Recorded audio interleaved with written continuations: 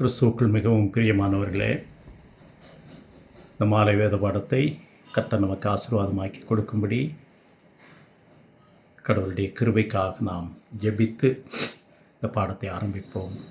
எல்லையில்லாத மகத்துவம் நிறைந்த கர்த்தாவே, சர்வ வல்லமையுள்ள ஏகாதிபத்தியத்தின் தேவனே, உமது கரத்திலிருந்து இந்த நாளை பெற்றோம், இந்த நாளின் பலத்தை பெற்றோம்.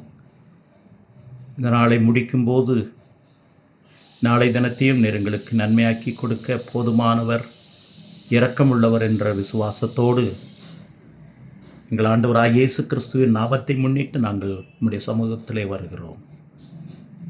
இந்த வெயில் காலத்தில் கர்த்தர் எங்களுடைய சரீரங்களை பாதுகாக்க பலப்படுத்த செபிக்கிறோம்.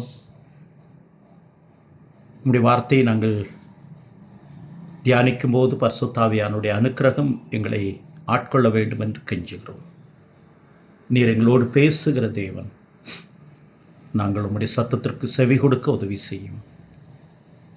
அடியேனை மறைத்தருளும், கல்வாரி அன்பு வெளிப்பட கெஞ்சுகிறோம். இயேசு கிறிஸ்துவின் வல்லமையுள்ள நாமத்தில் துதிகளோடு பணிந்து கேட்கிறோம், மகத்துவமுள்ள கர்த்தாவே, ஆமேன். கர்த்தருக்குள் பிரியமானவர்களே, நாளை தினம் தமிழ்நாட்டின் அரசியலில் மிக முக்கியமான நாள் என்பதை நாம் அறிந்திருக்கிறோம். நாளை காலையிலிருந்து வாக்குப்பதிவு தமிழ்நாட்டினுடைய சட்டசபையை தேர்ந்தெடுப்பதற்காக நடக்கிறது. இதில் தவறாமல் நாம் அனைவரும் வாக்களிக்க கடமைப்பட்டுள்ளோம் என்பதை முதலாவது தெரிவித்துக் கொள்கிறேன். நம்முடைய ஜனநாயக கடமையை ஆற்றும்போது கடவுள் கொடுத்திருக்கிற ஞானத்தோடு ஒரு சில வழிமுறைகளை பின்பற்றுவது அவசியம்.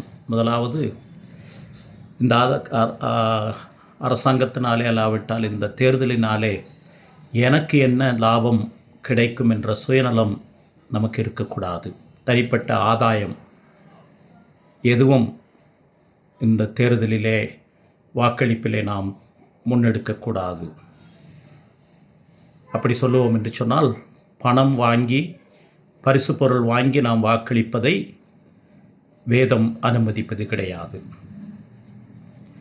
மாத்திரமல்ல, எல்லா அரசியல் கட்சிகளிலும் பலவீனம் இருக்கிறது. ஆனால் அடிப்படை உரிமைகளை அரசியல் அமைப்பு சட்டம் நமக்கு வகுத்து கொடுத்திருக்கிற அடிப்படை உரிமைகளை எந்த கட்சி மற்ற எல்லா கட்சிகளை விட நமக்கு கொடுக்கக்கூடிய நிலையில் இருக்கிறதோ அந்த கட்சிக்கு நாம் வாக்களிக்க கடமைப்பட்டுள்ளோம். மதத்தின் பெயரிலோ ஜாதியின் பெயரிலோ நாம் அதை செய்யக்கூடாது என்பதை வலியுறுத்த விரும்புகிறேன். குறிப்பாக கிறிஸ்தவர்கள் என்பதனாலே மாத்திரம் நாம் அந்த பாகுபாடோடு நாம் வாக்களிக்க முடியாது. நாம் மத ஜாதி மாச்சாரியங்களை கடந்து இந்த தேசத்தின் நலன் எது, தமிழ்நாட்டினுடைய நலன் எது, நம்முடைய அடிப்படை உரிமைகள் யாரால் வாக்கு பண்ணப்படுகிறது என்பதை நாம் கவனித்து வாக்களிக்க அழைக்கப்படுகிறோம். மூன்றாவது, உணர்ச்சி என்பது நம்முடைய எதிர்கால திட்டங்களை பாதிக்கக்கூடாது. இப்படி நாம் பல காரியங்களை அனுசரித்து ஜெபத்தோடு நம்முடைய வாக்கை செலுத்துவது அவசியம். கடவுளுக்கு தமக்கு சித்தமான ஆட்சியாளர்களை அனுமதிப்பார் என்பதிலே சந்தேகம் கிடையாது. எல்லாவற்றுக்கும் மேலாக தேர்தல் தமிழ்நாட்டு மாத்திரமல்ல, ஒரு சில மாநிலங்களில் ஏற்கனவே தேர்தல் முடிந்திருக்கிறது. 5 மாநில தேர்தல்களும் அமைதியாக நடைபெற்று அரசாங்கங்கள் தெரிவு செய்யப்பட அவர்கள் வருகிற 5 ஆண்டுகளில் தங்களுடைய ஜனநாயக கடமைகளை அனைத்து தரப்பு மக்களுக்கும் ஏற்ற வகையிலே கொடுக்க நாம் வானத்தையும் பூமியும் ஆளுகிற கர்த்தரை நோக்கி ஜெபிக்க அழைக்கப்படுகிறோம். ஒருவேளை நாம் கட்சிகளை அலசி பார்க்கும்போது வாக்களிக்கக்கூடாது என்று நினைக்க முடியாது என்பதற்கு வேதத்திலிருந்து ஒரு வசனத்தை எடுத்து காண்பிக்க விரும்புகிறேன். 1 கொரிந்தியர் 5ஆம் அதிகாரம் 10ஆம் வசனத்திலே பவுல் கொரிந்து சபைக்கு சொல்லுகிறார். கொரிந்து சபையில் இப்படிப்பட்ட சமூக பிரச்சனைகள் நிறைய இருந்திருக்கிறது. ஆகவே அவர் சொன்ன வார்த்தையை கவனிப்போம். உலகத்திலுள்ள விபச்சாரர், பொருளாசைக்காரர், கொள்ளைக்காரர், விக்கிரகாராதனைக்காரர் இவர்களோடு எவ்வளவும் கலந்திருக்கக்கூடாது என்று நான் எழுதவில்லை. அப்படியானால் நீங்கள் உலகத்தை விட்டு நீங்கள் போக வேண்டியதாக இருக்குமே. ஆனால் அவர்களோடு கலந்திருக்கக்கூடாது என்று தான் வேதம் சொல்லுகிறது. ஏனென்றால் புறம்பே இருக்கிறவர்களை குறித்து நியாய தீர்ப்பு செய்கிறது என் காரியமா? உள்ளே இருக்கிறவர்களை குறித்தல்லவோ நீங்கள் நியாய தீர்ப்பு செய்கிறீர்கள். புறம்பே இருக்கிறவர்களை குறித்து தேவனே நியாய தீர்ப்பு செய்வார். ஆகவே நாம் கடவுள் எல்லாரையும் நியாயம் விசாரிக்கப் போகிறார் என்ற உணர்வோடு நம்முடைய ஜனநாயக கடமையாற்றுவது அவசியம். மாற்றம் என்பது அவசியம் என்றாலும் தனிப்பட்ட மாற்றம்தான் வேதம் சொல்லுகிறது. நாம் எல்லாவற்றையும் மாற்ற புறப்பட்டோம் என்று சொன்னால் அது விசுவாசத்திற்கு சம்பந்தம் இல்லாதது. ஆகவே கடவுள் இந்த காரியத்தின் மூலமாக ஞானமாய் நம்முடைய வாக்கை வீணடிக்காமல் நம்முடைய வாக்குரிமையை பயன்படுத்துவதற்கு கடவுள் கிருபை செய்வாராக. இன்றையிலிருந்து நாம் ஒரு பாடத்தை துவங்கியிருக்கிறோம் என்று நேற்று உங்களுக்கு அறிவிக்கப்பட்டிருக்கிறது. அதாவது புதிய ஏற்பாட்டில் மேற்கோள் காட்டப்பட்டிருக்கிற பழைய ஏற்பாட்டு பகுதிகள் என்பதாகும். We begin a new series on the title Old Testament Quotations in the New Testaments. ஏறத்தாழ 300க்கும் அதிகமான பழைய ஏற்பாட்டு வசனங்கள், வாக்கியங்கள் புதிய ஏற்பாட்டில் நம்முடைய ஆண்டவராகிய இயேசு கிறிஸ்துவாலும் பவுல் போன்ற அப்போஸ்தலர்களாலும் எடுத்து கையாளப்பட்டிருக்கிறது. இந்த செய்தி நமக்கு சொல்லுகிற 3 அடிப்படை உண்மைகளை நாம் முதலாவது விளங்கிக் கொள்வோம். பழைய ஏற்பாட்டு வேத பகுதிகளை புதிய ஏற்பாட்டிலே கையாண்ட விதம், அந்த சூழல், அது எழுதப்பட்ட விதம் நமக்கு மிக முக்கியமானது. There are approximately 300 quotes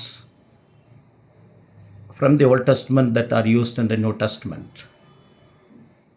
And there are 3 vital reasons or vital aspects that we need to consider why certain scriptures, or approximately 300 scriptures, either the full scriptures or certain aspects of the Old Testament scriptures are handled by the New Testament writers, including our Lord Jesus Christ and the apostles. There are 3 basic reasons that we need to comprehend why such passages are quoted from the Old Testament by the New Testament writers. And then we will delve into one passage found in Romans chapter 10 verses 5 to 8 from the Old Testament passages Exodus and Deuteronomy. அப்படி நாம் வேதத்திலே கையாளப்பட்ட 300க்கும் அதிகமான வசனங்களை நாம் எல்லாவற்றையும் படிக்க வேண்டிய அவசியமில்லை. என்றால் அது சில தொகுப்புகளினுடைய அடிப்படையில் இருக்கிறது.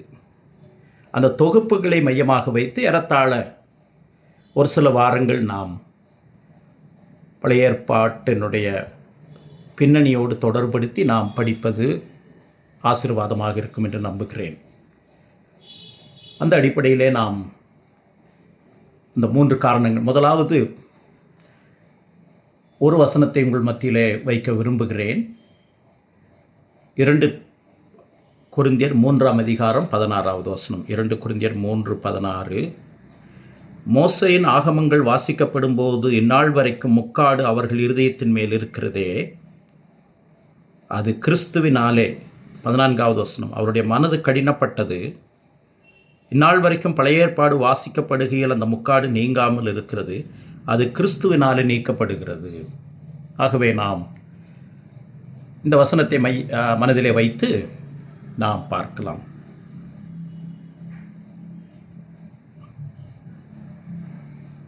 முதலாவது, ஏன் பழைய ஏற்பாட்டு வேத பகுதிகள் அல்லாவிட்டால் வேதத்தின் ஒரு சில பகுதிகள், வசனத்தின் ஒரு சில பகுதிகள் புதிய ஏற்பாட்டாளர்களால் கையாளப்படுகிறது என்பதற்கான முதல் காரணம், கிறிஸ்து வேதத்தின் மையப்பொருளாக இருக்கிறார். இல்லாவிட்டால் இன்னொரு வகையில் சொல்ல வேண்டும் என்று சொன்னால் வேதத்தின் ஒருமைப்பாடு என்பதுதான் அதனுடைய முதல் காரணம். The first reason, or the first aspect that we need to understand why There are more than 300 quotes from the Old Testament offered by the New Testament writers is the fact that Christ is the center of the entire scriptures, to say the unity of the scriptures. வேதம் கிறிஸ்துவையும் அவருடைய கிரியையும் மாத்திரம் மையமாக வைத்தது என்பதை புரிந்து கொள்ள வேண்டும். இன்றைக்கு அநேகர் வேதத்தை தங்களுடைய விருப்பப்படி கையாளுகிறார்கள். தங்களுடைய நோக்கங்களுக்காக, தங்களுடைய சுயநலங்களுக்காக அதை கையாளுகிறார்கள். ஆனால் வேதம் அடிப்படையில் நம்முடைய ஆண்டவராகிய இயேசு கிறிஸ்துவையும் அவருடைய கிரியையும் பற்றினது. வானத்தின் கீழே பூமியிலே அவருடைய நாமமே அல்லாமல் மனுஷர் ரட்சிக்கப்படுவதற்கு வேறொரு நாமம் கொடுக்கப்படவில்லை. There are people who misrepresent the scriptures, who take their own courses when it comes to the interpretation of scriptures, forgetting the fact that Christ is the center of sum and substance of scriptures. There is no other name that is given for man to be saved except the name of the Lord Jesus Christ. இதை மனதிலே வைப்பது மிக மிக அவசியம். இன்றைக்கு நாம் எந்த செய்தியை கவனித்தாலும், யார் பிரசங்கம் செய்தாலும், கிறிஸ்துவும் அவருடைய சிலுவையும் அதில் மையமாக இருக்கிறதா என்பதை பார்க்க வேண்டும். அதுதான் வேதம் எழுதப்பட்டதனுடைய நோக்கம். The person and the work of Christ, his work on the cross of Calvary, is the theme of the Bible, for which the revelation of God has been given through the scriptures, what we call the word of God. இன்றைக்கு இறையியல் கல்லூரிகளில், வேதாகம கல்லூரிகளில், சபைகளில், நற்செய்தி கூட்டங்கள் என்று சொல்லப்படுவதில் இந்த தன்மை மறுதலிக்கப்படுவது வருத்தத்திற்குரியது. It is sad that the so-called theological colleges, the pulpits and the various gospel meetings, so-called gospel meetings, deny the fact that Christ is the center of the scriptures. அதற்கான ஆதாரங்களை பார்ப்பது நல்லது என்று நினைக்கிறேன். ஆகவே தான் பழைய ஏற்பாட்டினுடைய ஏறத்தாழ 300க்கு சொச்சமான வசனங்கள் புதிய ஏற்பாட்டிலே நேரடியாக மறைமுகமாக கையாளப்பட்டிருக்கிறது. மாத்திரமல்ல, இன்னொரு வகையில் நாம் சொல்ல வேண்டும் என்று சொன்னால், புதிய ஏற்பாடு பழைய ஏற்பாட்டினுடைய நிஜம். New Testament is the substance of the Old Testament. The Old Testament is the shadow and the New Testament is the substance. Old Testament pointed to the coming of Christ. New Testament attests the very coming of Christ. It complements each other. It is the substance of the Word of God. பழைய ஏற்பாடு நிழல், புதிய ஏற்பாடு நிஜம். பழைய ஏற்பாடு கிறிஸ்து வருவார், மேசியா வருவார் என்பதை முன்னுரைக்கிறது. புதிய ஏற்பாடு சிலுவையில் அறையப்பட்ட இயேசு கிறிஸ்து தான், பாடுபட்டு மரித்து அடக்கம் பண்ணப்பட்டு உயிர்த்தெழுந்த இந்த இயேசுதான், நசரேயனாகிய இயேசுதான் கிறிஸ்து, மேசியா என்பதை ஏற்றுக்கொண்டு அங்கீகரித்து அதை வலியுறுத்தி சொல்லுகிறது, சாட்சி பகருகிறது. அப்போ பழைய ஏற்பாடும் புதிய ஏற்பாடும் ஒருங்கிணைந்த பகுதி. The scripture is united in that sense. It is the unity of scriptures that is under attack now. பழைய ஏற்பாடு காலம் வேறே, புதிய ஏற்பாடு காலம் வேறே என்று சொல்லுவதோ, பழைய ஏற்பாட்டிலே ஜனங்கள் வேறு ஒரு விதமாக ரட்சிக்கப்பட்டார்கள், புதிய ஏற்பாட்டில் இன்னொரு விதமாக ரட்சிக்கப்பட்டார்கள் என்று சொல்லுவதோ வேதத்திற்கு சம்பந்தமில்லாத ஒரு கோட்பாடு. To say that the Old Testament people were saved by one means and the New Testament people got saved through another means is anathema to the gospel or the truth itself. கிறிஸ்துவுக்குள் பிரியமானவர்களே, இப்படி 300க்கும் அதிகமான வேத வசனங்கள். அது மாத்திரமல்ல, வேதத்தை நாம் முழுமையாக ஆராய்ந்து பார்த்தால் இந்த இரண்டும் இணைந்து ஒருங்கிணைந்து இருப்பதை நாம் பார்க்கிறோம். யூதர்கள் இன்றைக்கும் பழைய ஏற்பாடு புதிய ஏற்பாடு என்று சொல்லுவது கிடையாது. அவர்களுக்கு ஒரே ஏற்பாடு, ஒரே உடன்படிக்கை புஸ்தகம், ஒரே கடவுளுடைய வார்த்தை என்பது ஆதியாகமம் முதல் மல்கியா வரை உள்ள புஸ்தகங்கள், 22 புஸ்தகங்கள் அது. நமக்கு வேண்டுமென்றால் அது 1 சாமுவேல் 2 சாமுவேல் 1 ராஜாக்கள் 2 ராஜாக்கள் என்று வகையறுக்கப்பட்டிருக்கிறது. மாத்திரமல்ல மோசேயினுடைய அந்த பழைய ஏற்பாட்டினுடைய புஸ்தகங்களுடைய வரிசைகளும் சற்று வித்தியாசமாக இருக்கிறது. ஆனால் நாம் 39 புஸ்தகங்கள் என்று சொல்லுகிற பழைய ஏற்பாடு தான் அவர்களுடைய 22 புஸ்தகங்கள் ஆகிய ஒரே வேதம் என்று சொல்லுகிறார்கள். For Jews, the so-called New Testament that we hold dear to, that we subscribe to, these books that are technically they are 22 books, they are the scriptures for them. So there is no new and old and new when it comes to Jewish approaching the Bible. பழைய ஏற்பாடு புதிய ஏற்பாடு என்று அவர்களுக்கு கிடையாது. அவர்களுக்கு தெரிந்தது, அவர்கள் சொல்லுவது, வலியுறுத்துவது மோசேயினுடைய நியாயப்பிரமாணங்கள், தீர்க்கதரிசன ஆகமங்கள், சங்கீத புஸ்தகங்கள், இவைகள்தான். ஆனால் அது யாரால் நிறைவேற்றப்படுகிறது, யாரிலே நிறைவேறுகிறது என்பதை அவர்கள் மறுதலிப்பதனுடைய விளைவுதான் இன்றைக்கும் மேசியா வர வேண்டும் என்று காத்து கொண்டிருக்கிறார்கள்.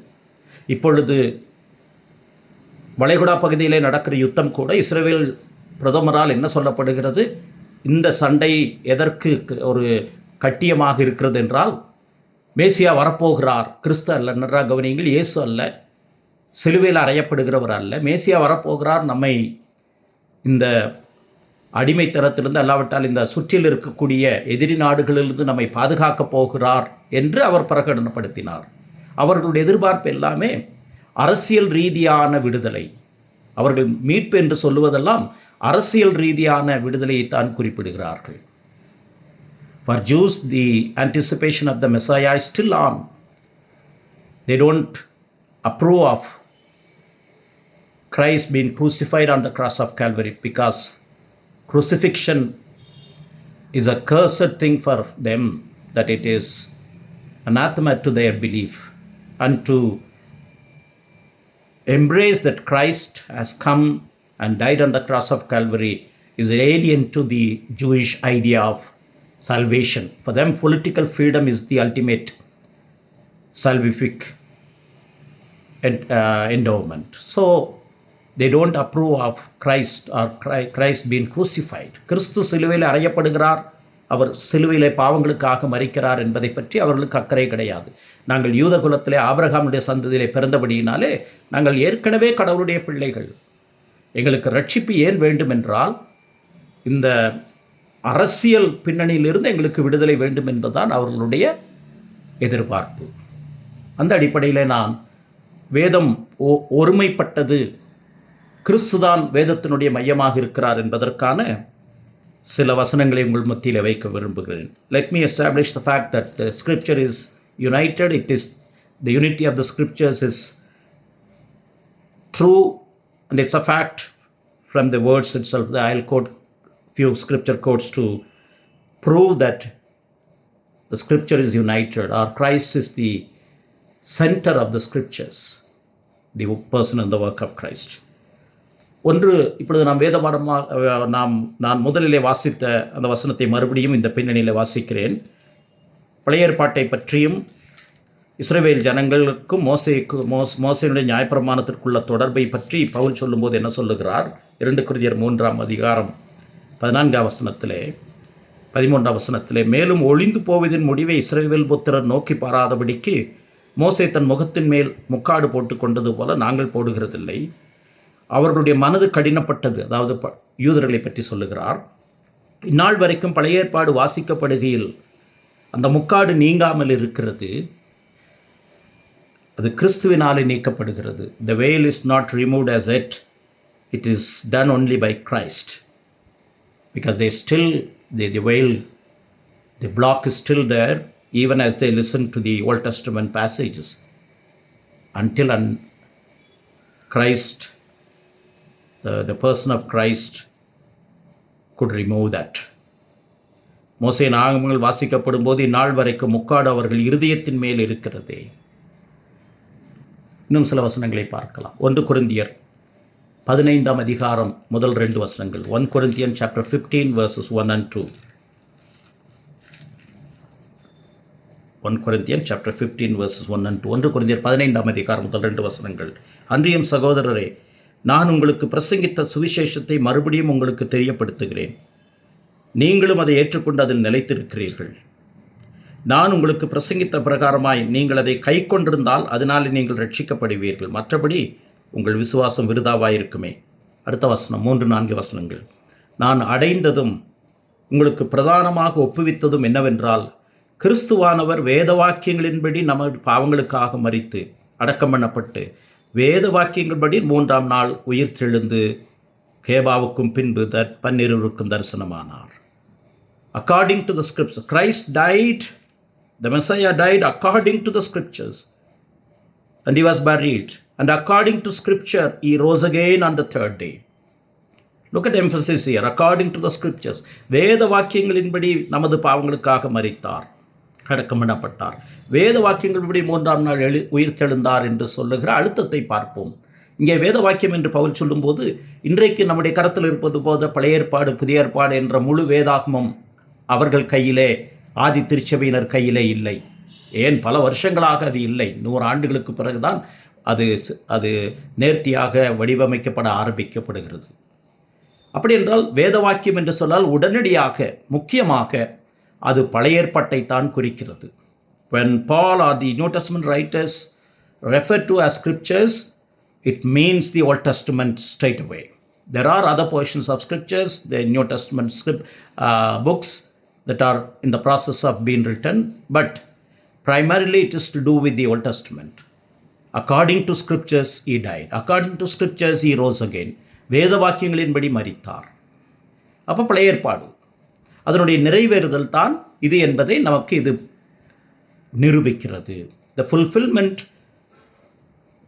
is found in the New Testament, which is foretold in the Old Testament by the prophets and its penmen. 1 பேதுரு 1ஆம் அதிகாரம் 12-13 வசனங்கள், 10, 11, 12 வசனங்களை பார்க்கலாம். 1 Peter chapter 1 verses 10-12. உங்களுக்கு உண்டான கிருபையை குறித்து தீர்க்க தரிசனம் சொன்ன தீர்க்கதரிசிகளை பற்றி சொல்லுகிறார். பழைய ஏற்பாட்டினுடைய வேத எழுத்தாளர்கள் தேவாவியானவரால் ஏவப்பட்டு எழுதினவர்கள். தீர்க்க தரிசனம் சொன்ன தீர்க்கதரிசிகள் இந்த ரட்சிப்பை குறித்து கருத்தாய் ஆராய்ந்து பரிசோதனை பண்ணினார்கள். தங்களில் உள்ள, அது யாரை பற்றி சொல்லுகிறார்? தீர்க்கதரிசிகள். கிறிஸ்துவின் ஆவியானவர் கிறிஸ்துவுக்கு உண்டாகும் பாடுகளையும் நன்றாக கவனிப்போம். அவர்கள் எழுதினது கிறிஸ்துவின் ஆவியானவர் பரிசுத்த ஆவியானுடைய ஏவுதலினாலே கிறிஸ்துவுக்குண்டாகும் பாடுகளையும் அவைகளுக்கு பின்வரும் மகிமைகளையும் முன்னறிவித்த போது இன்ன காலத்தை குறித்தார் என்பதையும் அந்த காலத்தின் விசேஷம் இன்னதென்பதையும் ஆராய்ந்தார்கள். அவர்கள் மேசியாவினுடைய கிறிஸ்துவினுடைய பாடுகளை அறிவித்தார்கள், அதற்கு பின்வரும் மகிமையை அறிவித்தார்கள். ஆனால் என்ன காலம் என்பதை அவர்கள் ஆராய்ச்சி செய்தார்கள், அது அவர்களுக்கு விளங்கவில்லை. They were not aware of the timing of that. Probably they have a fair idea of when the Messiah would appear for the first time as a savior. But they were absolutely clear of their message. They proclaimed or they foretold the suffering and the death and the subsequent glory of Christ. இன்றைக்கு கவனித்து பார்ப்போம். சபைகளிலே, கன்வென்ஷன்களிலே, பெரிய பெரிய எழுப்புதல் கூட்டங்கள் என்பதிலே வேதப்படியான கிறிஸ்து அறிவிக்கப்படுகிறாரா என்று கவனியுங்கள். பவுல் இதே கொரிந்து சபைக்கு சொல்லும்போது சொல்லுகிறார், நீங்கள் வேறே கிறிஸ்துவை நீங்கள் சகித்து கொண்டிருக்கிறீர்கள். வேறே கிறிஸ்து பிரசங்கிக்கப்படுகிறார், அதை நீங்கள் சகித்து கொண்டிருக்கிறீர்கள். அதே போல் கலாத்தியருக்கு சொல்லுகிறார், வேறே சுவிசேஷம் இல்லையே, இவ்வளவு சீக்கிரமாய் நீங்கள் இந்த சுவிசேஷம் என்று விலகினதை குறித்து நான் ஆச்சரியப்படுகிறேன். வேறு சுவிசேஷம் இல்லையே, வேறு செய்தி இல்லையே. வானத்திலிருந்து ஒரு தூதன் வந்து நாங்கள் அறிவித்த இந்த வேதபூர்வமான பழைய ஏற்பாட்டினுடைய கிறிஸ்துவை தவிர வேறு எந்த செய்தி அறிவித்தாலும் அவர்கள் சபிக்கப்பட்டவர்கள் என்று சொல்லி பவுல் கலாத்து சபைக்கு சொல்லி இருக்கிறார்.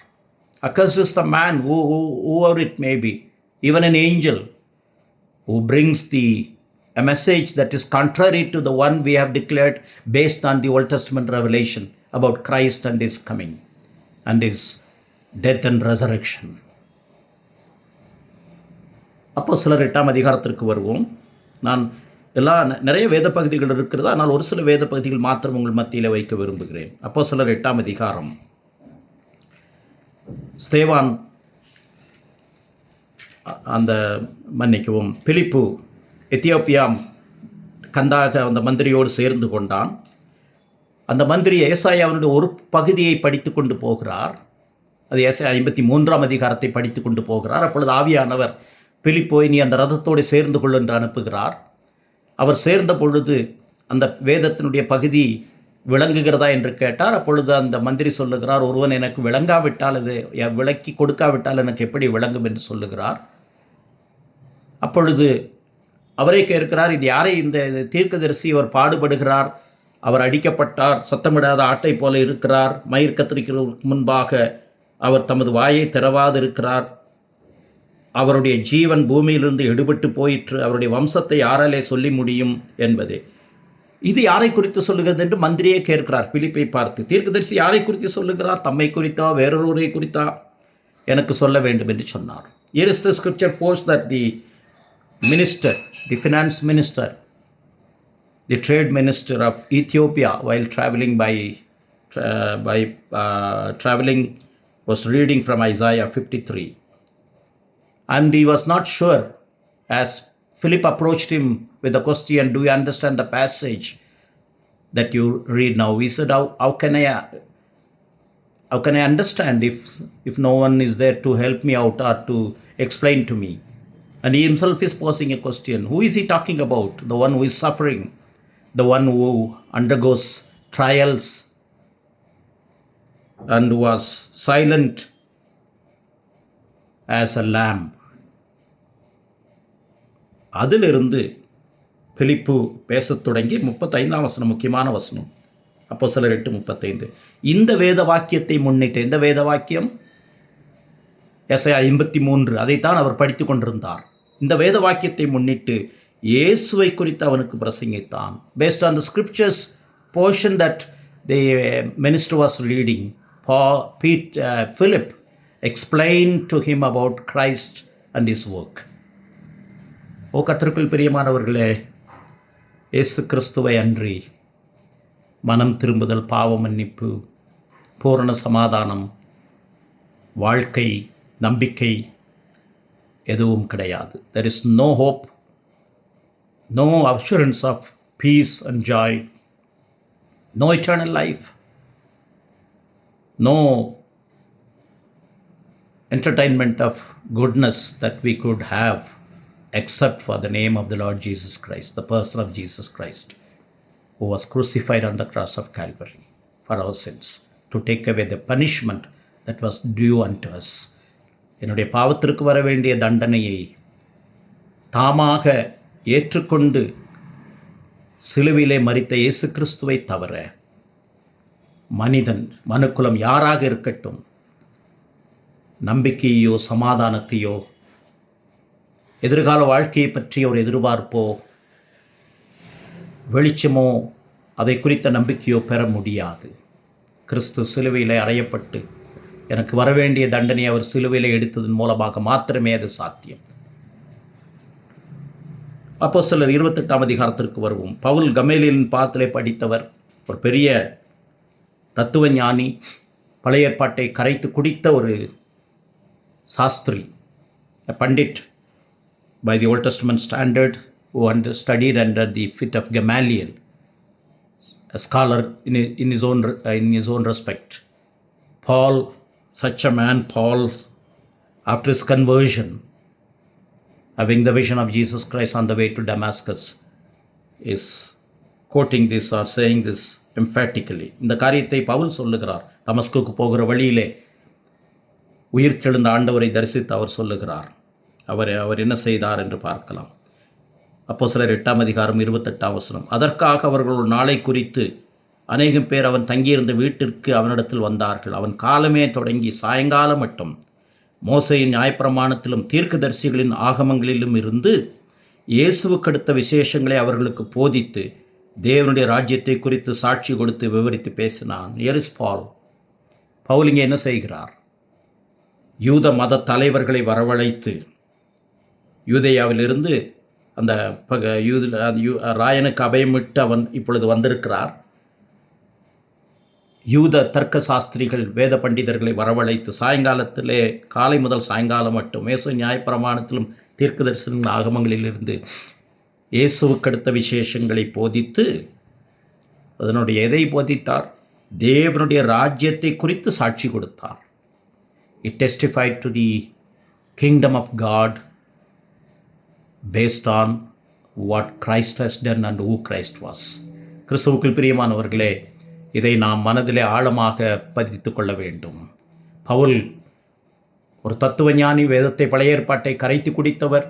அவருடைய கோட்பாட்டிலே அவரே சொல்லுகிறார், பிலிப்பியர் 3ஆம் அதிகாரத்திலே நாம் படிக்கிறபடி, பக்தி வைராக்கியத்தின்படி யாரும் என்னை குற்றம் சாட்ட முடியாது, நியாயப்பிரமாணத்தை கடைப்பிடிப்பதிலே நான் அவ்வளவு வைராக்கியமாக இருந்தவன் என்று சொல்லுகிறார். அவர் சொல்லுகிறார், இயேசு கிறிஸ்துவை பழைய ஏற்பாட்டிலிருந்து எடுத்து காண்பிக்கிறார்.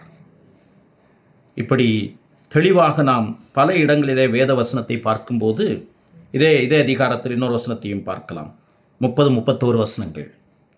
அப்போஸ்தலர் 28-30-31 வசனங்கள்.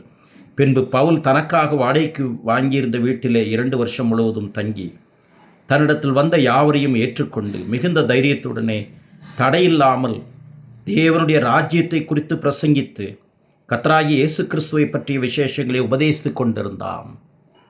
Again, the emphasis is found in these verses 30 and 31, where he rented a house and for 2 years he was teaching the scriptures. 2 years he was teaching, proclaiming the message of the kingdom of God by declaring that Jesus is indeed the Savior. கிறிஸ்துவை பற்றிய போதனையை தெளிவாக கடவுளுடைய ராஜ்யத்தை முன்னிட்டு செய்கிறதை நாம் பார்க்கிறோம். யோவான் எழுதின சுவிசேஷத்தில் ஆண்டவராகிய இயேசு கிறிஸ்து தாமே சொன்ன வார்த்தையை பார்க்கலாம். ஆண்டவர் யூதர்களை பார்த்து சொல்லுகிறார்.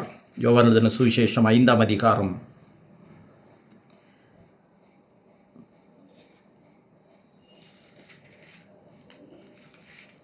39 வசனம். John 5:39, the very words of Jesus Christ himself. வேத வாக்கியங்களை ஆராய்ந்து பாருங்கள். மறுபடியும் வேத வாக்கியம் என்பது இங்கே உடனடியாக பழைய ஏற்பாட்டை சொல்லுகிறது. அவைகளால் உங்களுக்கு நித்திய ஜீவன் உண்டென்று எண்ணுகிறீர்களே, என்னை குறித்து சாட்சி கொடுக்கிறவைகளும் அவைகளே. Here is Christ affirming that the Old Testament scriptures testify to him and his work. இதை ஏற்றுக்கொள்ளாதவர்கள் பழைய ஏற்பாட்டை இதை ஏற்றுக்கொள்ளாதவர்கள், நான் சொல்ல விரும்புகிறேன், வேதத்தை கடவுளுடைய வார்த்தையாக ஏற்றுக்கொள்ளாதவர்கள் என்று அர்த்தம். If we do not subscribe to this teaching that Bible is united, the Old and the New Testament, and Christ is the center of the message of God and his revelation, they are not subscribing to the authority and the sufficiency of the scriptures. தேவனுடைய வார்த்தையின் அதிகாரத்தையும் தேவனுடைய வார்த்தையின் போதுமான தன்மையும் விசுவாசிப்பதற்கு, மனம் திரும்புவதற்கு, நாம் நன்மை அடைவதற்கு, விடுதலை அடைவதற்கு போதுமானது என்பதையும் ஏற்றுக்கொள்ள மறுக்கிறார்கள். The unity of the scriptures or Christ the center of the scriptures. கிறிஸ்து வேதத்தினுடைய மையமாக இருக்கிறார். பழைய ஏற்பாடு அவரை பற்றிய முன்னுரை, புதிய ஏற்பாடு அவர் வந்ததனுடைய நிரூபணம். பழைய ஏற்பாடு தீர்க்கதரிசிகள் இயேசு கிறிஸ்து வருவார் என்று சொன்னார்கள். இப்படியெல்லாம் வருவார், இந்த காலகட்டத்தில் ஏறத்தாழ ஓரளவிற்கு இந்த காலகட்டத்தில் வருவார், ஆனால் இப்படித்தான் அவர் மரிக்கப் போகிறார் என்றெல்லாம் சொன்னார்கள். புதிய ஏற்பாட்டிலே அதை அப்போஸ்தலர்கள் உயிர்த்தெழுதலை தரிசித்தவர்கள், ஆம் அவர்தான் மேசியா, சிலுவையில் அறையப்பட்ட அவர், உங்கள் பார்வையிலே சபிக்கப்பட்டவர் என்று சபிக்கப்பட்ட நிலைமை என்று சொல்லுகிற அதில் சாபமாகிய சிலுவையிலே மரித்தவர், பைத்தியமாக தோன்றுகிற சிலுவையிலே மரித்தவர் தான் இந்த மேசியா என்பதை புதிய ஏற்பாட்டு ஆசிரியர்கள், அப்போஸ்தலர்கள் உங்களுக்கு சொல்லுகிறார்கள். இது முதல் காரணம். ஏன் பழைய ஏற்பாட்டினுடைய 300க்கும் பக்கமான வசனங்கள், வார்த்தைகள் இல்லாவிட்டால் அதனுடைய தத்துவங்கள் ஏன் புதிய ஏற்பாட்டிலே நேரடியாக கையாளப்பட்டிருக்கிறது என்பதற்கான முதல் காரணம், வேதாகமம் முழுமையாக ஒற்றுமையாக இருக்கிறது, ஒருங்கிணைந்து இருக்கிறது, பரிபூர்ணமாக இருக்கிறது. கிறிஸ்துவிலே தேவன் தம்மை வெளிப்படுத்தினதை நம்முடைய ஆத்தும நன்மைக்காக, நம்முடைய மனம் திரும்புதலுக்காக, நம்முடைய ஆசீர்வாதத்திற்காக கடவுள் தம்மை இயேசு கிறிஸ்துவின் மூலமாக எப்படி வெளிப்படுத்தினார், அதை எப்படி நிறைவேற்றினார் என்பதை சொல்லுகிற ஒருங்கிணைப்பு தான் வேதத்தினுடைய சாராம்சம். How God in Christ has revealed himself so that we could be blessed. We could have the promise of eternal life, the joy in believing, the peace that passes all understanding is all encompassed in that one union of the scriptures, the Old and the New Testament, which conveys the message, the theme that Christ and his work. இரண்டாவது, ஏன் இந்த பழைய ஏற்பாடு வசனங்கள் புதிய ஏற்பாட்டிலே நேரடியாக முன்னோரும் மறைமுகமாக எல்லாமே கையாளப்பட்டிருக்கிறது என்றால், பழைய ஏற்பாடு தேவனுடைய வார்த்தை தான் என்பதை அது அதிகாரத்தோடு நிரூபிக்கிறது. Why the 300 scripture quotes or portion of quotes are directly and indirectly the entire New Testament is alluded to the Old Testament is the fact that it establishes the fact that the Old Testament, the authoritative nature of the Old Testament. In other words, the New Testament quotes of the Old Testament proves that the Old Testament itself is God's word to start with. It affirms the fact that Old Testament is God's word. New Testament establishes that fact. புதிய ஏற்பாடு பழைய ஏற்பாடு கடவுளுடைய வார்த்தை தான் என்பதை உறுதிப்படுத்துகிறது. அது யூதர்கள் வழியாக கொடுக்கப்பட்டது உண்மையாயினும், அது யூத கலாச்சாரத்தை மையமாக வைத்தது என்பது உண்மையானாலும், ஒருவேளை நிறைய பேர் சொல்லுவது போல இது யூத புஸ்தகம், ஆணாதிக்கம் நிறைந்த புஸ்தகம், இதில் நிறைய குளறுபடிகள் இருக்கிறது, இது ஒரு குலத்திற்காக கொடுக்கப்பட்டது, அதில் எழுதப்பட்டவைகள் எல்லாம் நாம் முழுமையாக ஏற்றுக்கொள்ள முடியாது என்றெல்லாம் பல காரணங்களை சொல்லுகிறார்களே, அவைகளெல்லாம் இந்த புதிய ஏற்பாட்டினுடைய மேற்கோள்கள், பழைய ஏற்பாட்டை பற்றிய புதிய ஏற்பாட்டினுடைய மேற்கோள்கள் தவிடுபொடியாக்கி பழைய ஏற்பாடு கடவுளுடைய வார்த்தை தான், அதனுடைய நிறைவு புதிய ஏற்பாட்டிலே இருக்கிறது என்பதை ஊர்ஜிதமாக சொல்லுகிறது. இன்றைக்கு பழைய ஏற்பாட்டை பற்றி நிறைய பேர் சந்தேகம் கிளப்புகிறார்கள். ஆதாம் ஏவாள் வரலாற்று புருஷர்கள் அல்ல, அவர்கள் ஒரு கணக்குக்காக, ஒரு மாதிரிக்காக புனை கற்பனை பெயர்கள் என்று சொல்லுகிறவர்கள் உண்டு. நோவாவினுடைய வெள்ளம் உலகம் முழுவதுமான வெள்ளம் என்று நிறைய பேர் ஏற்றுக்கொள்வது கிடையாது. இப்படி பழைய ஏற்பாட்டினுடைய முதல் பகுதியை ஏற்றுக்கொள்ளாதவர்கள் அநேகம் பேர் இருக்கிறார்கள். ஏன் நிறைய கிறிஸ்தவர்கள் கூட இருக்கிறார்கள். நான் கிறிஸ்தவர்களை பற்றி பேசுகிறேன். மாத்திரமல்ல, பழைய ஏற்பாட்டினுடைய பல செயல்பாடுகள் எழுதப்பட்டவைகள் எல்லாம் ஒருவேளை சரித்திரபூர்வமாக உண்மையாக இருக்கும் என்று ஏற்றுக்கொள்ளுகிறவர்கள் சொல்லுகிற வாதம், அது முழுமையாக கடவுளுடைய வார்த்தை கிடையாது. அது இஸ்ரவேல் நாட்டை பற்றிய கடவுளுடைய தீர்மானமாக இருக்கலாம், யூத கலாச்சாரத்தினுடைய பின்னணியாக இருக்கலாம். அதிலிருந்து சில நல்ல காரியங்களை, எப்படி புராணங்கள் நல்ல புருஷர்களை உண்டாக்கி நல்லவர்களாக சிலரை சித்தரிப்பதும், தீயவர்களாக சிலரை சித்தரிப்பதும், அவர்களுக்குள்ளாக இடையே உள்ள போராட்டத்தை சித்தரிப்பதாகவும் இருக்கிறதோ, எப்படி புராணங்கள் புனைக்கதைகள் போன்ற சில காரியங்கள் நல்லதை சொல்லுவதற்காக வடிவமைக்கப்படுகிறதோ, அப்படித்தான் பழைய ஏற்பாடும் இருக்கிறது என்று சொல்லுகிறவர்களுக்கு புதிய ஏற்பாட்டிலே கிறிஸ்து வரலாற்று புருஷர், வார்த்தை மாம்சமாகி வந்தவர், அதை கடவுளுடைய வார்த்தை தான் என்று ஊர்ஜிதப்படுத்துகிறார். There are those who claim that the Old Testament books are, at least the initial books, 11 chapters of Genesis, is not historical. It's a myth. Even Adam and Eve are not real historical personalities. They are myth. And the rest of the scriptures deals with, or it covers the geographical situation, the social, economic, cultural aspects of Jewish religion rather than human endeavors. So we don't need to give the importance as God's word in that sense. It is a good literature. It has some moral stories. It teaches us good and evil and the fight between good and evil over a period of time. But it's not God's word as been claimed by many. That is the accusation many people put forth, even those who have gone through the theological studies and those who preach from the pulpits. But the fact that the New Testament attestation of Christ and his disciples, those who have witnessed his resurrection, have proved that the Old Testament the books are indeed God's word, and it complements or it proves the entire scriptures. பழைய ஏற்பாடு அப்படிப்பட்ட தன்மை உடையது என்பதை இது நமக்கு கற்றுக் கொடுக்கிறது. இன்றைக்கு அதை மறுக்கிறவர்களுக்கு இது ஒரு சான்று. துரதிர்ஷ்டவசமாக இன்றைக்கு யூதர்களை பற்றி ஒரு பக்கத்திலே உயர்வான வேதம் சொல்லியதற்கு அதிகமான உயர்வான சிந்தனை உடையவர்கள் நம் மத்தியில் இருக்கிறார்கள். மாத்திரமல்ல, அதை வேதம் சொன்னதை குறைத்து மதிப்பிடுகிறவர்களும் உண்டு. There are two schools of thought regarding Jews and the scriptures. Those who allow the Jews and the Israelites beyond and above what the scriptures talk about or describe them about. But those who minimize their role to say they are the non-existent entity. But we firmly believe that the scriptures was given through the Jews.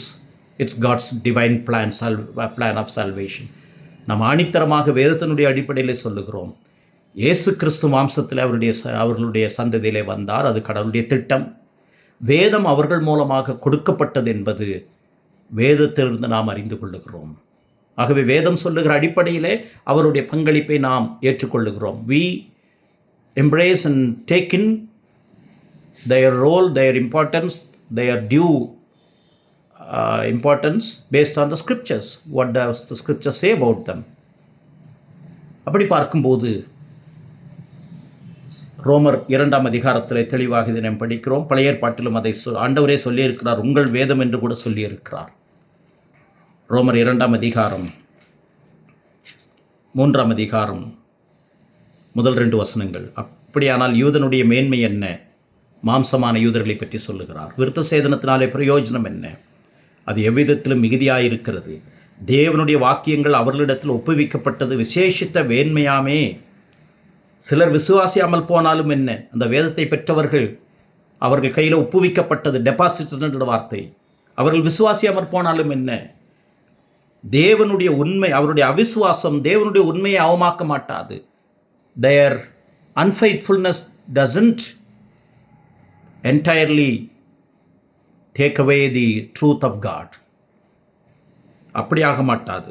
நீர் உம்முடைய வசனங்களில் நீதிபரராய் விளங்கவும் உம்முடைய நியாயம் விசாரிக்கப்படும் போது வெற்றி அடையவும் இப்படி ஆயிற்று என்று எழுதியிருக்கிறபடி தேவனே சத்தியபரர் என்றும் எந்த மனுஷனும் பொய்யன் என்றும் சொல்வோமாக. ஆகவே நம்முடைய அநீதி தேவனுடைய நீதியை விளங்க பண்ண முடியாது. It is established by Paul that just because the Jews didn't believe, even though the scripture was deposited with them, that doesn't mean that it annihilates the truth of the word of God, because God is entirely true and he is the truth. தேவன் தாமே சத்தியபரர், எந்த மனுஷனும் பொய்யன். ஆனால் இதை எப்படி விளங்கிக் கொள்ளலாம் என்றால், பழைய ஏற்பாட்டு ஆதாமிலிருந்து, பழைய ஏற்பாட்டிலிருந்து, மோசேயினுடைய ஆகமங்களிலிருந்து வேதம் படிப்படியாக நமக்கு கடவுளுடைய ரட்சிப்பின் திட்டத்தை விவரித்து கொண்டே வருகிறது. அதாவது தொடர்ச்சியான வெளிப்பாடு என்பதாக சொல்லுகிறோம். The progressive, what the theologians would call the progressive revelatory nature of the scriptures, from the writings of Moses until Revelation. There is a progression in terms of how the plan of salvation was unfolding. தேவனுடைய ரட்சிப்பின் திட்டம் எப்படி தொடர்ச்சியாக வெளிப்படுத்தப்படுகிறது என்பதை நாம் பார்க்கிறோம். அப்படி என்றால் ஆதாமுக்கோ மற்றவர்களுக்கோ கடவுளுடைய சத்தியம், கடவுளுடைய ரட்சிப்பின் திட்டம் வெளிப்படுத்தப்படவில்லை என்பதல்ல. அதை நாம் கொஞ்சம் விளங்கிக் கொள்வது நல்லது. எப்படி என்று பார்க்கலாம். இதற்கு ஒரு வசனத்தை முதலாவது வைத்துவிட்டு அதை எப்படி என்று விளக்க விரும்புகிறேன். எபிரேயர் 1ஆம் அதிகாரம் முதல் 2 வசனங்கள் என்ன சொல்லுகிறது? பூர்வ காலத்தில் பங்கு பங்காகவும் வகை வகையாகவும் தீர்க்கதரிசிகள் மூலமாக திருவுளம் பற்றின தேவன் இந்த கடைசி காலத்தில் நம்முடைய குமாரன் மூலமாக திருவுளம் பற்றினார். God in times past through sundry manners and diverse manners has spoken through his prophets, has now spoken finally and at last through his son the Lord Jesus Christ. அப்படி என்றால் பழைய ஏற்பாட்டிலே ஆண்டவர் தம்மை வெளிப்படுத்தவில்லை என்றால் வெளிப்படுத்தினார். ஆதாமுக்கு தம்மை வெளிப்படுத்தினார் என்றால் வெளிப்படுத்தினார். ஆதாமுக்கு நியாயப்பிரமாணம் தெரியுமா என்றால் அதற்கான வேத பாடத்தை ஏற்கனவே படித்திருக்கிறோம். அதை நீங்கள் வேதத்திலே பார்க்கலாம். அதற்கான வசனங்களையும் அதற்கான வாதங்களையும் உங்கள் முன்பாக வைத்திருக்கிறேன். ஒருவேளை இதை படிக்காதவர்கள் அதை பார்க்கலாம். இதை நாம் எப்படி சொல்ல வேண்டும் என்று சொன்னால், 3 வகையிலே கடவுளை பற்றிய வெளிப்பாடு என்பது 3 வகையிலே வேதம் சொல்லுகிறது. ஒன்று, மறைக்கப்பட்டது என்று ஒன்று இருக்கிறது. There are 3-fold ways by which we can understand God's revelation to human race. கடவுளுடைய வெளிப்பாடு. கடவுள் தம்மை வெளிப்படுத்தாவிட்டால் மனிதன் அதை ஏற்றுக்கொள்ள முடியாது, அறிந்து கொள்ள முடியாது. முதலாவது மறைக்கப்பட்டது. What is called the hidden. உபாகமம் 29:29 மறைக்கப்பட்டவைகள் தேவனுக்குரியவைகள், வெளிப்படுத்தப்பட்டவைகளோ நமக்கும் நம்முடைய சந்ததியினருக்கும் தலைமுனருக்கும் நம்முடைய பிள்ளைகளுக்கும் கடவுளுடைய வார்த்தைக்கு செவி கொடுத்து ஆசீர்வாதத்தை பெறுவதற்காக என்று வேதவசனம் சொல்லுகிறது. உபாகமம் 29:29 மறைவானவைகள் நம்முடைய தேவனாய் கர்த்தருக்கே உரியவைகள், வெளிப்படுத்தப்பட்டவைகளோ இந்த நியாயப்பிரமாணத்தின் வார்த்தைகளின்படியெல்லாம் செய்யும்படிக்கு நமக்கும் நம்முடைய பிள்ளைகளுக்கும் என்றென்றைக்கும் உரியவைகள். Here is this first aspect of God's revelation, the progressive revelation, as we suggested earlier. The hidden, not known, cannot be known by anybody. மறைக்கப்பட்டவைகள் கடவுளுக்குரியவைகள். அவர் எங்கிருந்து வந்தார், அவரை யாரை உண்டாக்கினது, இல்லை, யாரும் உண்டாக்க முடியாது. கடவுளை உண்டாக்கினால் அவர் கடவுளாக இருக்க முடியாது. அது ஒரு வியப்புக்குரிய ஒரு மகத்துவம். அப்போ மறைக்கப்பட்டவைகள் தேவனுக்குரியவைகள், அதை நாம் ஆராய்ந்து பார்க்க முடியாது. அதை எந்த மனிதனும், இத்தனை கோடி ஜனங்களும் சேர்ந்தாலும் நம்முடைய ஞானத்தை பிரயோகித்தாலும் அதை அறிந்து கொள்ள முடியாது. The totally hidden things about God, about which no human, we all have no preview to. Oh, such a God we worship. எப்படிப்பட்ட தேவனை நாம் ஆராதிக்கிறோம். நம்மால் விளங்கிக் கொள்ள முடியாத மகத்துவம் உள்ள தேவன், சர்வ வியாபி, சர்வ ஞானி, சர்வ வல்லவர், த ஆம்னிபொட்டன்ட், ஆம்னிப்ரெசன்ட், ஆம்னிஷியன்ட் காட். அது ஒரு வெளிப்பாடு. அதுவும் ஒரு வெளிப்பாடு தான். கடவுளை அறிய முடியாது, அவருடைய மகத்துவத்தை அறிய முடியாது. த ஹிடன் திங்ஸ். இரண்டாவது, ரகசியமாக வைக்கப்பட்டது. Reveal through the prophets. ரகசியம். அந்த ரகசியம் தீர்க்கதரிசிகள் மூலமாக சொல்லப்பட்டது. தீர்க்கதரிசிகளுக்கே அது முழுமையாக தெரியவில்லை. ஆனால் அவர்கள் அதை புரிந்து கொண்டார்கள். ஒருவேளை நாம் ஏற்கனவே 1 பேதிலே படித்தது போல கிறிஸ்துவனுடைய பாடுகளையும் மகிமையும் அவர்கள் தெளிவாக அறிவிக்கிறார்கள். முன் குறித்து சொன்னார்கள். They foretold the suffering that the Messiah would undergo and the subsequent glory that is associated with.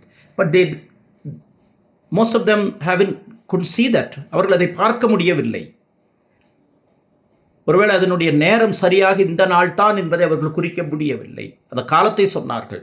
So there is the second aspect is that the secret which was revealed to the prophets who declared unto us, even they were searching themselves. What does it mean? Where does it lead to? இது நம்ம எங்கே கொண்டு போகிறது என்று அவர்களே ஆராய்ச்சி செய்த சம்பவம் இருக்கிறது. ஆதியாகமம் 15ஆம் அதிகாரத்திலே சோதோம் கொமோராவுக்கு நடப்பதை பற்றி ஆண்டவர் ஒரு வார்த்தையை சொன்னார். ஆபிரகாமுக்கு நான் அதை எப்படி மறைப்பேன் என்று ஆண்டவர் சொன்னார். நான் செய்கிறதை நான் மறைப்பேனோ என்று ஆண்டவர் சொன்னதை நாம் பார்க்கிறோம். செய்யப்போகிறதை மறைக்க மாட்டேன், என்னுடைய ஊழியக்காரனுக்கு நான் எப்படி மறைப்பேன் என்று சொல்லுகிறார். ஆதியாகமம் 18ஆம் அதிகாரத்தில் அப்பொழுது கர்த்தர் ஆபிரகாமை 17ஆம் வசனத்திலே பலத்த ஜாதியாவதினாலும் அவனுக்குள் பூமியில் உள்ள சகல ஜாதிகளும் ஆசீர்வதிக்கப்படுவதனாலும் நான் செய்யப்போகிறதை ஆபிரகாமுக்கு மறைப்பேனா என்று ஆண்டவர் சொன்னார்.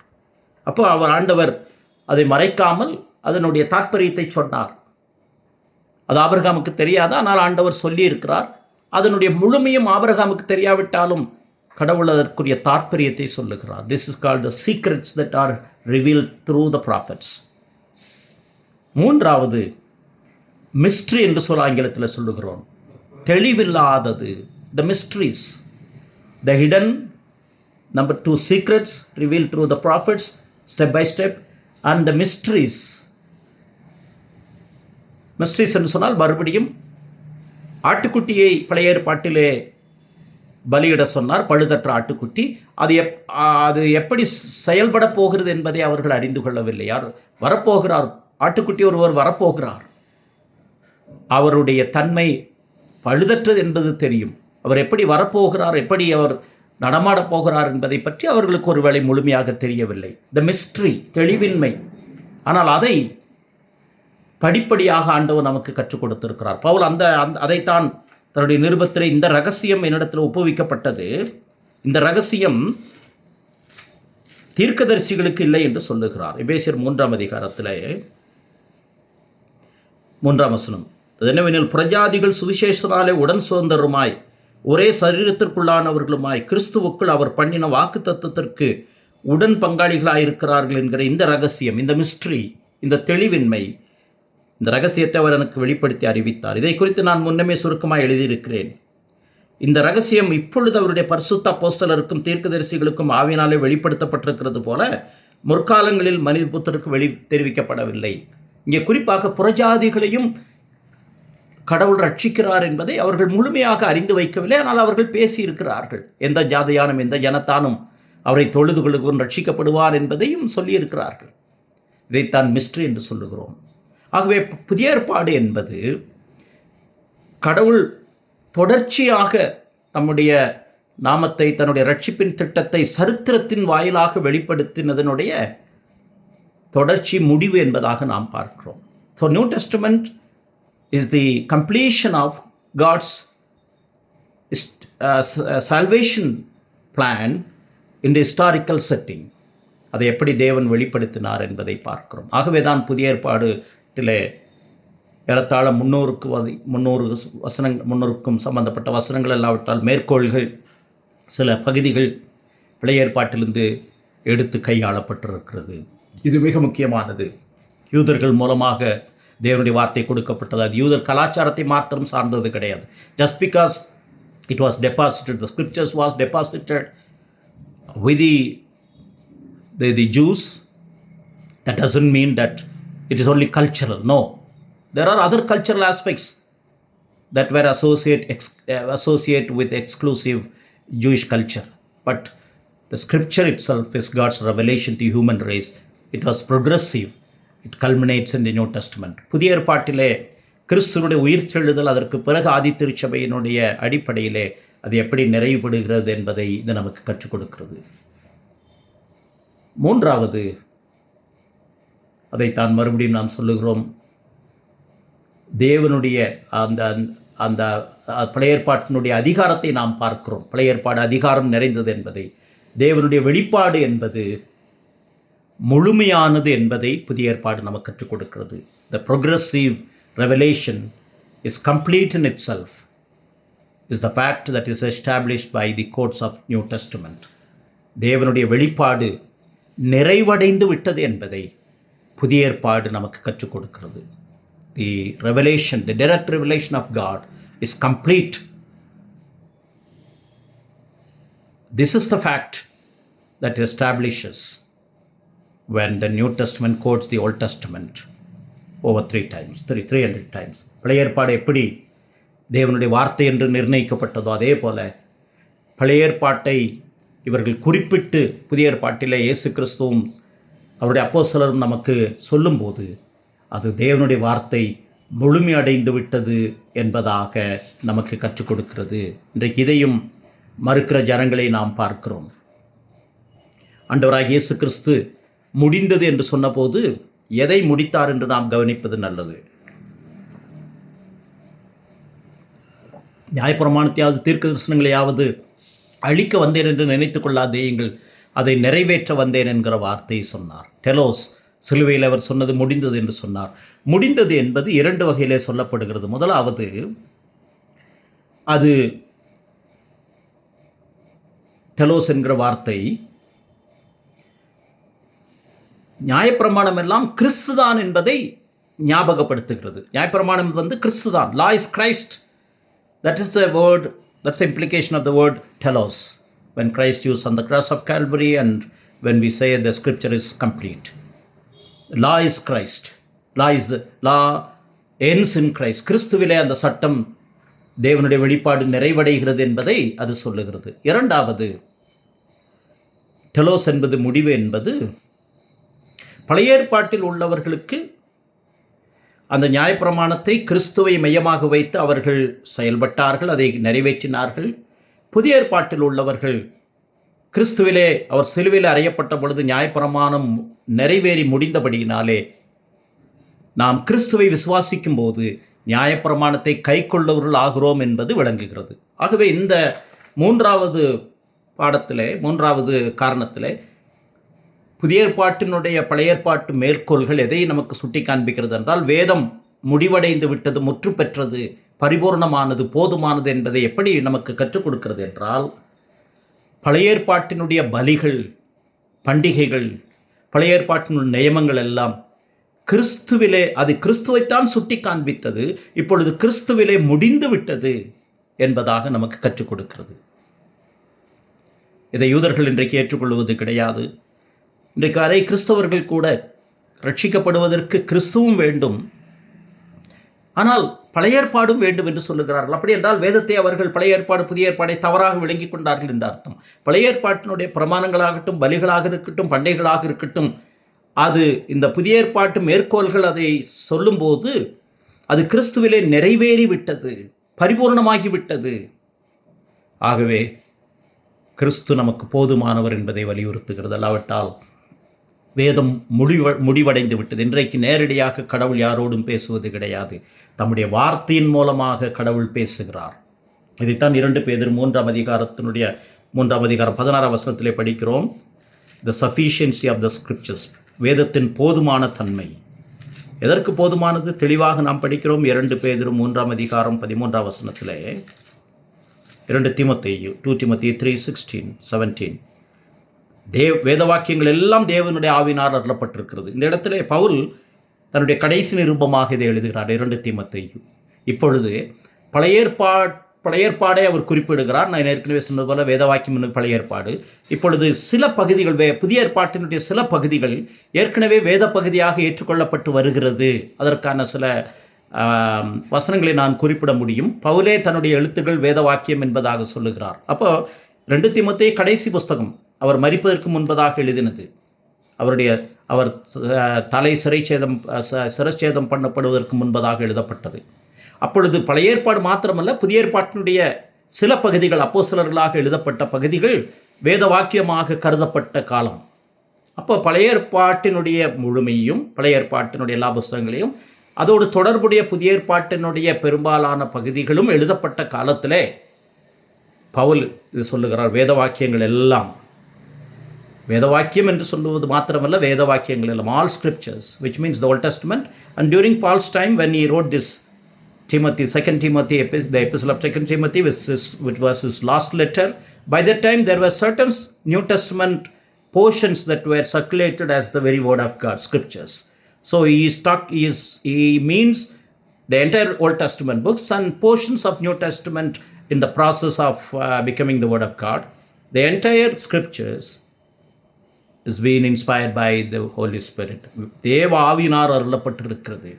தேவனுடைய மனுஷன் தேறினவனாகவும் எந்த நற்கிரியும் செய்ய தகுதியுள்ளவனாகவும் இருக்கும்படியாக அவைகள் உபதேசத்துக்கும், கடிந்து கொள்ளுதலுக்கும், சீர்திருத்தலுக்கும், நீதியை படிப்பிக்குதலுக்கும் பிரயோஜனம் உள்ளவைகளாக இருக்கிறது. உபதேசத்துக்கும், கடிந்து கொள்ளுதலுக்கும், சீர்திருத்தலுக்கும், நீதியை படிப்பிக்குதலுக்கும் பிரயோஜனமாக இருக்கிறது. தேவனுடைய மனுஷன் தேறினவனாகவும், that the man of God be equipped, ஆங்கிலத்தில் அருமையாக இருக்கிறது, that man of God be equipped to fulfill all his duties, all the good works that he is endowed to do. Every good work, எல்லா நற்கிரியைகளையும் செய்வதற்கு தகுதியுள்ளவனாகும்படி உபதேச பிரயோஜனம், கடிந்து கொள்ளுதலுக்கு பிரயோஜனம், சீர்திருத்தத்திற்கு பிரயோஜனம், நீதியை படிப்பிக்கிறதுக்கு பிரயோஜனமாக இருக்கிறது. ஆகவே இந்த 3 காரணங்கள், முதலாவது கிறிஸ்துவிலே வேதம் பழைய ஏற்பாடும் புதிய ஏற்பாடும் இணைந்து பழைய ஏற்பாடு கிறிஸ்துவை பற்றி சொன்னது, புதிய ஏற்பாடு கிறிஸ்து வந்தார் என்பதை சொல்லுகிறது. அப்போ முதலாவது யூனிட்டி ஆஃப் ஸ்கிரிப்சர்ஸ், கடவுளுடைய வார்த்தை இணைந்திருக்கிறது, ஒருங்கிணைந்திருக்கிறது என்பதை சொல்லுகிறது. கிறிஸ்துவிலே இணைந்திருக்கிறது என்பதை சொல்லுகிறது. இரண்டாவது, பழைய ஏற்பாடு கடவுளுடைய வார்த்தை தான் என்பதை புதிய ஏற்பாடு மேற்கோள்கள் உறுதிப்படுத்துகிறது. பழைய ஏற்பாட்டினுடைய பங்களிப்பு என்பது வெறும் யூத கலாச்சாரத்தை மாத்திரம் சார்ந்தது கிடையாது, சில குறிப்பிட்ட வழிமுறைகளை மாத்திரம் சிறைந்தது. அது எல்லாருக்குமான கடவுளுடைய வார்த்தை என்பது ஊர்ஜிதமாகிறது. மூன்றாவது, புதிய ஏற்பாடோடு தேவனுடைய நேரடி வெளிப்பாடு நிறைவடைகிறது என்பதை சொல்லுகிறது. அந்த அடிப்படையிலே நாம் பழைய ஏற்பாடு புதிய ஏற்பாடு அடங்கிய இந்த சத்தியத்தை கடவுளுடைய வார்த்தை என்று ஏற்றுக்கொள்ளுகிறோம்.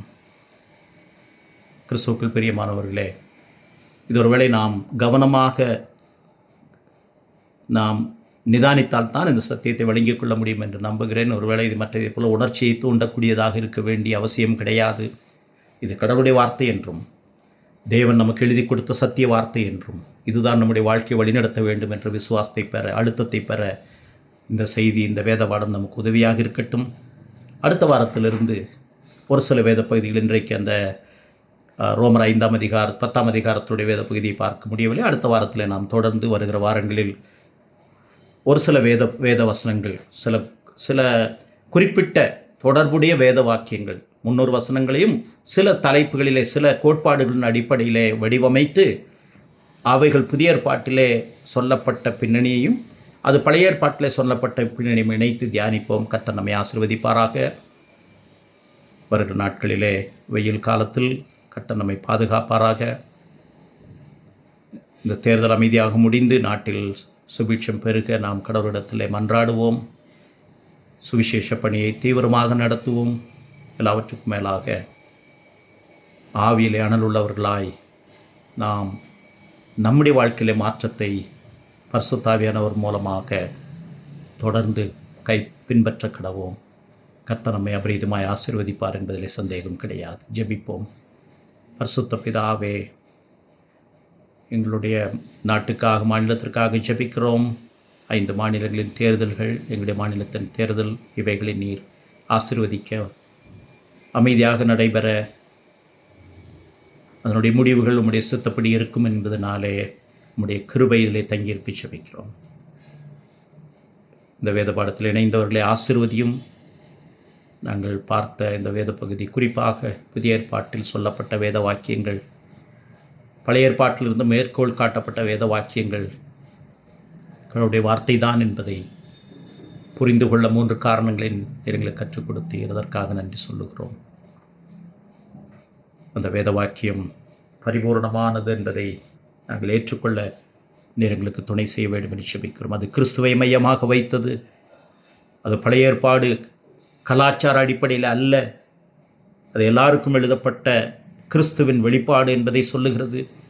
மாத்திரமல்ல, புதிய ஏற்பாடும் சேர்ந்து, புதிய ஏற்பாடோடு கடவுளுடைய வெளிப்பாடு, நேரடி வெளிப்பாடு நிறைவேறுகிறது என்பதை இதை சொல்லுகிறபடியினாலே இந்த 3 காரணங்களும் எங்களுடைய சிந்தையிலே, எங்களுடைய ஆத்மாவிலே பதியப்பட ஜெபிக்கிறோம்.